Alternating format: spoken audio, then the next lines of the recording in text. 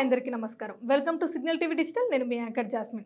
So ఈ రోజు అయితే దేవర సినిమా అయితే రిలీజ్ అయింది. యాక్చువల్లీ దేవర సినిమా కోసం ఎప్పటినుంచో అందరూ ఎదురు చూస్తున్నారు. ఎప్పుడెప్పుడు దేవర సినిమా వస్తుందా, ఎప్పుడెప్పుడు చూడాలా అని చెప్పేసి. సో అసలు యాక్చువల్గా దేవర రివ్యూస్ మనం చూసుకున్నట్లయితే బేసిక్గా పబ్లిక్ టాక్లో చాలామంది కొంతమంది బాగుంది అన్నారు, కొంతమంది బాగాలేదన్నారు, కొంతమంది అలా అలా అలా అలా వెళ్ళిపోయింది.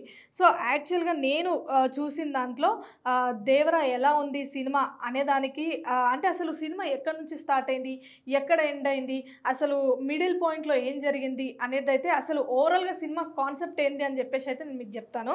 సో సినిమా కాన్సెప్ట్ వచ్చేసి అసలు ఎన్టీఆర్ అయితే ఫస్ట్ చాలా అద్భుతం అని చెప్పొచ్చు.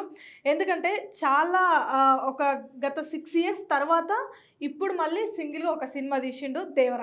సో ఇది సూపర్ హిట్ అనుకోవచ్చు. ఎందుకంటే చిరంజీవి మూవీస్ కోసం ఎంతలా ఫ్యాన్స్ ఎదురు చూస్తారో అదే విధంగా ఎగ్జాక్ట్లీగా దేవర సినిమా కోసం ఎన్టీఆర్ కోసం అయితే ఫ్యాన్స్ అయితే పిచ్చగా వెయిట్ చేసిరు.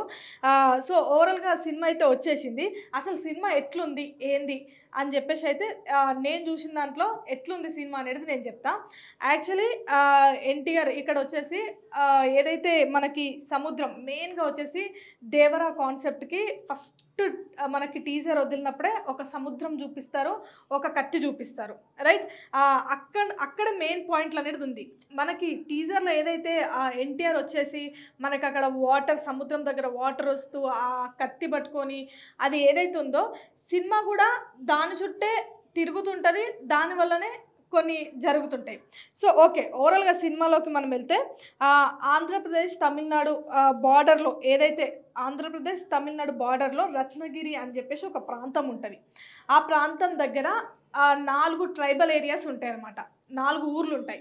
ఆ 4 ఊర్లకి సంబంధించి వీళ్ళు వర్క్ చేస్తుంటారనమాట. ఆ 4 ఊర్లు ఏవైతే ఉన్నాయో అక్కడ వాటిని ఎర్ర సముద్రం అని చెప్పేసి అంటారు. ఆ 4 ఊర్లు ఉన్న వాటికి 4 విలేజెస్ని కలిపి ఎర్ర సముద్రం అని చెప్పేసి వాళ్ళు పెట్టుకుంటారనమాట.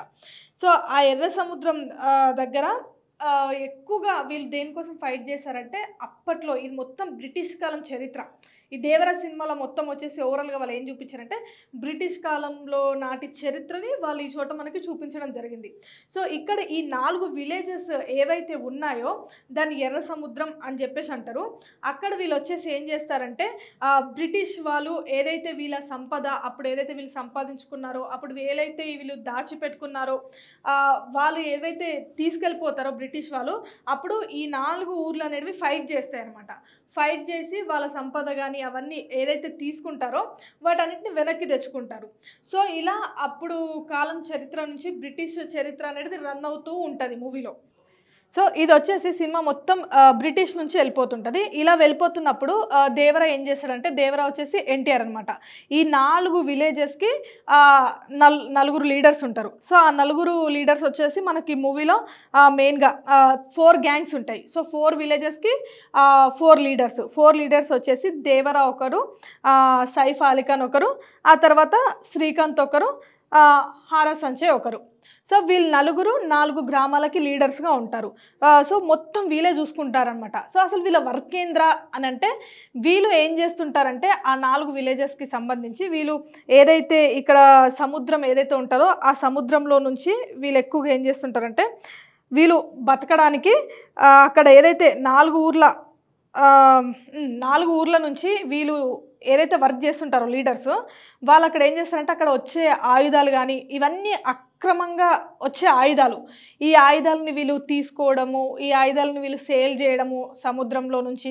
సో ఈ వర్క్ అనేది వీళ్ళు చేసి బ్రతుకుతుంటారనమాట. అప్పుడు ఇలా ఈ ఆయుధాలని అక్రమ ఆయుధాలు ఉన్నప్పుడు వీటి వల్ల చాలా వరకు ఇది ఎఫెక్ట్ అయితే జరుగుతుంటుంది వీళ్ళకి. అప్పుడు దేవర ఎన్టీఆర్ ఆలోచిస్తాడనమాట. ఆలోచించి అసలు అరే దీనివల్ల ఎఫెక్ట్ అవుతుంది, ఇది అసలు మంచి పని కూడా కాదు, మనకు బతకడానికి ఇంకా మార్గాలు ఉన్నాయి కదా, ఎందుకు ఈ కత్తులు ఈ ఆయుధాలతో ఈ అక్రమ ఆయుధాలు ఎందుకు అని చెప్పేసి దేవర చేంజ్ అయిపోతాడు అనమాట. ఎన్టీఆర్ ఇక్కడ చేంజ్ అయిపోతాడు. సో తను మారిపోయి తను ఏం చెప్తాడంటే సైఫ్ అలీ ఖాన్కి ఇట్లా వాళ్ళ గ్యాంగ్ అందరికీ ఏం చెప్తాడంటే, అరే మనం బతకడానికి వేరే ఆప్షన్స్ ఉన్నాయి కదా, ఎందుకు ఇట్లనే ఈ అక్రమ ఆయుధాలని ఎందుకు మనము చేసుకొని బేస్ చేసుకొని బతకాలి, సో మనం దాని నుంచి బయటకు వచ్చేసి చేపలు ఉన్నాయి సముద్రంలో, సో చేపల వ్యాపారం కానీ ఇట్లా ఈ బిజినెస్ చేద్దాము, ఇట్లా మంచిగా చేసి కూడా బతకొచ్చు కదా అని చెప్పేసి దేవరా అంటాడు. అప్పుడు దేవరా అన్నప్పుడు సైఫ్ అలీ ఖాన్ ఏమంటాడంటే దానికి యాక్సెప్ట్ చేయడు, లేదు మేము యాక్సెప్ట్ చేయము సో అని చెప్పేసి వాళ్ళు అదే వరకు కంటిన్యూ చేస్తుంటారు. అప్పుడు కంటిన్యూ చేస్తున్నప్పుడు దేవరా వచ్చేసి అజ్ఞాతంలోకి వెళ్ళిపోతాడు. సో ఆ సముద్రం ఫిషెస్ అంటూ అలా తను అజ్ఞాతంలోకి వెళ్ళిపోతాడు. సో అలా తను అజ్ఞాతంలోకి వెళ్ళిపోయినప్పుడు ఆ సముద్రం ఏదైతే ఉందో ఆ సముద్రం దగ్గరికి లోపలికి వెళ్ళడానికి దేవరా ఎవ్రీ టైం భయపడుతూ ఉంటాడు. అంటే అస్సలు వెళ్ళే ప్రయత్నంలోనే ఉంటాడు. అంటే అజ్ఞాతంలో ఉండి ఆ ఫిష్ బిజినెస్ చేయడానికి అక్కడ సముద్రంలోకి వెళ్ళడానికి తను ఎప్పుడు భయపడుతూ ఉంటాడు. సో అలా భయపడుతూ ఉన్నప్పుడు దేవర కోసం ఆయన కొడుకు వస్తాడనమాట. ఆయన కొడుకు వచ్చేసి వర. సో ఆయన వచ్చేసి ఏం చేస్తాడు అనంటే, వాళ్ళ తండ్రి ఎప్పుడు చూసినా కానీ అలా అజ్ఞాతంలో ఉండి ఆ సముద్రం దగ్గరికి వెళ్ళాలా వద్దా అన్న ఆ థాట్లో భయంతో ఎక్కువగా ఉంటూ ఉంటాడనమాట. సో ఆ తర్వాత వాళ్ళ కొడుకు వచ్చేస్తాడు. వాళ్ళ కొడుకు నుంచి సినిమా అనేది కంటిన్యూషన్ అవుతుంటుంది. బట్ ఇక్కడ ఏంటి అంటే మనకి ఓవరాల్గా అనేది అన్ని ఒక్కొక్క దగ్గర ట్విస్ట్లు అనేది వాళ్ళు పెట్టారు. అంటే మొత్తం ఓవరాల్గా ఇందులో చూపించకుండా పార్ట్ 2 కూడా ఉంది కాబట్టి అన్ని కట్ అన్నట్టుగా చేశారు. అంటే ఓకే చూపించారు, బట్ కంక్లూజన్ అనేది ఎక్కడ కూడా మనకి సరిగ్గా ఇవ్వలేదు. ఆ తర్వాత తను అక్కడ వచ్చేస్తాడు, వాళ్ళ కొడుకు వచ్చేస్తాడు, అక్కడతోని మనకి మళ్ళీ రివర్స్ కంక్లూజన్ ఏంది అని చెప్పేసి ఇవ్వలేదు. అక్కడతోనే ఆ స్టోరీ అలా కంటిన్యూ అవుతుంటుంది. సో అది అలా కంటిన్యూ అవుతున్న తర్వాతకి సో నెక్స్ట్ వచ్చేసి ఏం జరుగుతుంది అని అంటే, మనం ఈ మూవీ ఇక్కడ వరకు ఎన్టీఆర్ క్యారెక్టర్ ఇక్కడ వరకు ఇలా జరుగుతుంటుంది. ఆ తర్వాత మనం వచ్చేసి ఎక్కువగా మెయిన్గా మనం చూసుకోవాల్సింది ఏంటంటే, చుట్టమల్లె సాంగ్ అదైతే సోషల్ మీడియాలో చాలా ఫేమస్ అయింది. జాన్వీ కపూర్ హీరోయిన్ వచ్చేసి ఆమెకి ఎక్కువ స్కోప్ అయితే దొరకలేదు. అదైతే పర్టికులర్గా అందరికీ తెలిసిన విషయమే. సినిమాలో ఏంటంటే ఎన్టీఆర్కి ఇక్కడ యుద్ధం ఏం జరుగుతుంది అంటే, ఓవరాల్ మూవీ కాన్సెప్ట్ వచ్చేసి 4 విలేజెస్, ఆ సముద్రము, ఆ బ్రిటిష్ చరిత్ర, ఈ నలుగురు ఎవరైతే ఉన్నారో లీడర్స్, వీళ్ళ చుట్టే సినిమా అనేది తిరుగుతూ ఉంటుంది. సో ఇక్కడ లవ్ స్టోరీ అనేది ఫస్ట్ హాఫ్లో అయితే లవ్ స్టోరీ అట్లా ఏం నడవదు. నార్మల్గా ఈ విలేజెస్, ఈ లీడర్షిప్ దీని చుట్టూ తిరుగుకుంటూ వెళ్ళిపోతుంది. తర్వాత సెకండ్ హాఫ్లోకి వచ్చినాక అప్పుడు లవ్ స్టోరీ అనేది స్టార్ట్ అవుతుంది అనమాట. సో ఇక్కడ జాన్వీ కపూర్ గురించి మనం మాట్లాడుకుంటే ఏంటంటే, ఆమె టాలీవుడ్కి వచ్చే ఇదే ఫస్ట్ సినిమా టాలీవుడ్లో. మన తెలుగు సినిమా ఆమె తీయడం ఇదే ఫస్ట్ మూవీ. బట్ ఆమె తీసింది ఓకే, కానీ సోషల్ మీడియాలో ఫేమస్ అయింది అంటే లైక్ ఆ చుట్టమల్లె సాంగ్ ఏదైతే ఉందో సోషల్ మీడియాలో ఎక్కువగా ఫేమస్ అయింది. కానీ మూవీలోకి వెళ్ళి మనము రియాలిటీలో చూసినప్పుడు అయితే జాన్వీ కపూర్ అయితే అంతగా అయితే ఏం అనిపించలేదు. అంటే తక్కువ స్కోప్ ఇచ్చారు, ఆమెకు ఎక్కువ స్కోప్ ఇవ్వలేదు. మేబీ ఆమెకు ఎక్కువ కొంచెం స్కోప్ ఇచ్చి కొంచెం క్యారెక్టర్ ఇచ్చి ఉంటే అది అలా రన్ అవుతూ ఉంటే మనకి కొంచెం మంచిగా అనిపించేది, అంటే మనకు తెలుసుకోవడానికి మంచిగా అనిపించేది. బట్ ఆమెకు అంత స్కోప్ అయితే ఎక్కడ ఆమెకు ఇవ్వలేదు. అలా ఏదో వచ్చింది వెళ్ళిపోయింది. అంటే ఇంకా గట్టిగా మాట్లాడితే ఎట్లుందంటే, ఏదో ఒక్క సాంగ్ కోసం ఆ గ్లామర్ చూపించనికే ఆమెది ఒక హైలైట్ ఆమెది వేయనికే, ఆమె గ్లామర్ చూపినికే తీసుకొచ్చిర్రు ఏమో కొరటాల శివ గారు అని చెప్పేసి అనిపించింది. జస్ట్ ఫర్ ఒక సాంగ్ కోసం ఆమె వచ్చినట్టుగా అనిపించింది సినిమాలో. ఆ తర్వాత వచ్చేసి నెక్స్ట్ బడ్జెట్ విషయానికి వచ్చేస్తే అయితే సినిమాది 300 కోట్లతో వీళ్ళైతే సినిమా తీసినారు. ఆ తర్వాత వీళ్ళకి బుకింగ్స్ కానీ బెనిఫిట్ షో ద్వారా కానీ 125 కోట్లు అయితే వీళ్ళకి కలెక్షన్ అయితే వచ్చింది ఇప్పటి వరకు ఉన్నది. సో ఇంకా ముందు వీళ్ళు ఏదైతే 300 కోట్లు పెట్టారో ఇప్పుడే 125 కోట్ల కలెక్షన్ అయితే వీళ్ళు చేశారు. కాబట్టి ఇంకా ముందు అయితే వాళ్ళ హైయెస్ట్ రేంజ్కి అయితే వెళ్తుండొచ్చు. ఓవరాల్గా చూసుకున్నట్లయితే ఈ బడ్జెట్ ఓవరాల్గా. అండ్ హిందీలో అయితే ఎక్కువగా సినిమా అయితే రన్ అవ్వట్లేదు, ఎక్కువగా ఎవరు అంత ఇంట్రెస్ట్ చూపించట్లేరు మనకి బాలీవుడ్లో. సో మన తెలుగులోనే ఎక్కువగా ఈ సినిమా అయితే టాలీవుడ్లో అయితే ఎక్కువ రన్ అవుతుంది, ఎక్కువ చూస్తున్నారు. సో ఓవరాల్గా ఎక్కువ కలెక్షన్స్ అయితే మన ఇక్కడ నుంచే వచ్చిండొచ్చు. మనము ఎక్కువగా చెప్పుకోవాల్సింది ఏంటంటే ఇది స్టోరీ లైన్ సినిమా రన్ అయిన విధానం. ఆ తర్వాత వచ్చేసి ఎక్కువగా దాదాపుగా ఎన్టీఆర్ గురించి మనం మాట్లాడుకోవాలనుకుంటే ఎన్టీఆర్కి చాలామంది ఫ్యాన్స్ ఎక్కువ, అది అందరికీ తెలిసిందే. కాకపోతే ఆఫ్టర్ 6 years తర్వాత ఎన్టీఆర్ సినిమా రావడం అనేది కొంచెం ఫ్యాన్స్కి చాలా వెయిటింగ్ చేసి వెయిటింగ్ లిస్ట్లో ఉండి ఆ తర్వాత దేవర అనేది సింగిల్గా వచ్చింది. ఎందుకంటే ఎన్టీఆర్ కోసం చెప్పాను కదా నేను స్టార్టింగ్లో, చిరంజీవి సినిమా కోసం ఏ విధంగా వెయిట్ చేస్తారో ఎన్టీఆర్ సినిమా కోసం కూడా అట్లనే జనాలు వెయిట్ చేస్తారని చెప్పేసి. అదేవిధంగా మనం చూసుకున్నట్లయితే అసలు ఎన్టీఆర్ జనతా గ్యారేజ్ తర్వాత ఒక్క సింగిల్ మూవీ తీయలే. అంటే ఆయన ఒక్క సినిమా కూడా తీయలేదు. మొత్తం కమాండ్గా త్రిబులర్ కానీ మనం చూసుకున్నట్లయితే ఓవరాల్గా ఈ సినిమాలన్నీ వచ్చేసి అంటే ఇద్దరు హీరోలు అలా డబల్గా తీశాడు. కానీ ఈయన సింగిల్ మూవీ అయితే ఆఫ్టర్ 6 years తర్వాత ఇదే తీయడం.